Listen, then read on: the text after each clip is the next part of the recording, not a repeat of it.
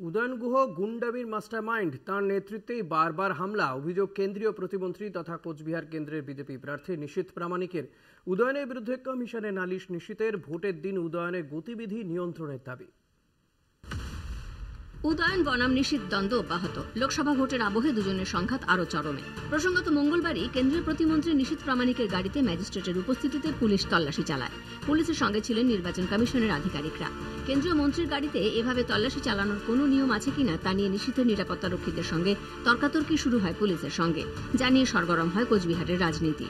Police কি করতে পারে কিনা, আর ম্যাজিস্ট্রেটের সেখানে থাকবার কথা কমিশনের পক্ষ থেকে। এবারে ম্যাজিস্ট্রেট যিনি আছেন তিনি সঠিক কিনা, কারণ তৃণমূল কংগ্রেসের তো সবই ফেক। তো আমি বলেছি যে আপনাদের গাইডলাইন যেটা আছে সেটা কি সঙ্গে আপনারা ক্যারি করছেন? আপনারা তাহলে আমাকে দেখিয়ে দিন যে আপনারা এক্সামটেড ক্যাটাগরিতে যারা রয়েছে তাদের গাড়ি চেক করতে পারেন। এরপরই বুধবার উদয়ন গুহর গতিবিধি নিয়ন্ত্রণের আর্জি জানিয়ে কমিশনের দ্বারস্থ হন নিশীথ প্রামাণিক। নিশীথের দাবি, উদয়ন গুহ সমস্ত রকম গুন্ডামির মাস্টারমাইন্ড। উদয়ন গুহর নেতৃত্বে তাঁর উপর দুবার আক্রমণ হয়েছিল। নির্বাচনের দিন তাঁকে নিজের বুথেই আটক করে রাখা হোক, এই মর্মে আর্জি জানালেন কেন্দ্রীয় স্বরাষ্ট্র প্রতিমন্ত্রী তথা কোচবিহারের বিজেপি প্রার্থী নিশীথ প্রামাণিক। কমিশনকে পাঠানো নিশীথের চিঠি প্রসঙ্গে তীব্র কটাক্ষ উদয়ন গুহর। তাঁর দাবি, ভোট ঘোষণার পর থেকে তাঁকেই একাধিকবার আক্রান্ত হতে হয়েছে, তাঁর উপর হামলা হয়েছে। তাঁর বিরুদ্ধে তোলা অভিযোগ ভিত্তিহীন। এছাড়া ওর বাঁচার রাস্তা নেই। ও চাইছে যে আমাকে গৃহবন্দী করে বেশ কিছু বুথ যাতে লুট করা যায় তার বন্দোবস্ত করে। কিন্তু ও জানে না যে একটা উদয়ন গুহ রাজনীতির সাথে যুক্ত না। এরকম কয়েকশো 1000-এর উপরে উদয়ন গুহ দিনাটার গ্রামে গঞ্জে আছে।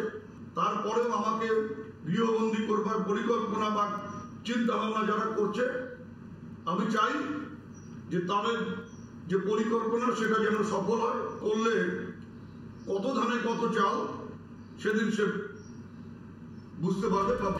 রাজনৈতিক মহলের প্রশ্ন, বিজেপি প্রার্থীকে চুপসে গেলেন। সংবাদ মাধ্যমের সামনে এদিন মুখ খোলেননি নিশীথ প্রামাণিক।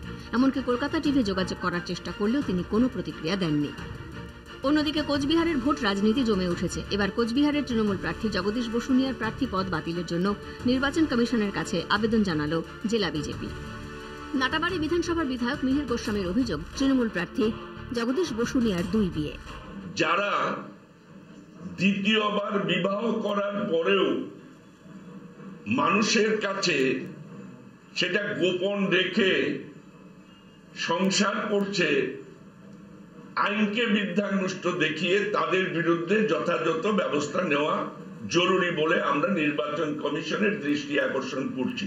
তিনি আমার বৈধ স্ত্রী, প্রথম বিবাহিত স্ত্রী সুক্তারা বর্মা বসুনিয়া, তিনি বিবাহিত স্ত্রী। হিন্দু ম্যারেজ অ্যাক্টে দ্বিতীয় জনের অধিকার থাকে না, সে বিবাহ হলেও তার অধিকারের সেখানে নাম আনা যায় না। যে জন্য আনা যায় না সেই জন্য আমি আনিনি। সঙ্গীতের রায় যে হলফনামা দিয়েছে সেটা সে দিতেই পারে, কিন্তু আমি জগদীশ বসুনিয়া হিসেবে যে আমার হলফনামা দিয়েছি সেখানে 2021-এও তাকে দিয়েছি, 2016 তাকে দিয়েছি, 2024-এও তাকে। আমি কোনো হলফনামার পরিবর্তন করব। শুক্রবার প্রথম দফায় কোচবিহারে ভোট। কোথাও প্রার্থী পদ বাতিলের দাবি, কোথাও হেভিওয়েট দ্বন্দ্ব। সব মিলিয়ে ভোটের আগে কোচবিহারের রাজনীতিতে চড়ছে পারদ। কোচবিহার থেকে রবিউল ইসলাম ও অনুপম সাহার রিপোর্ট, কলকাতা টিভি।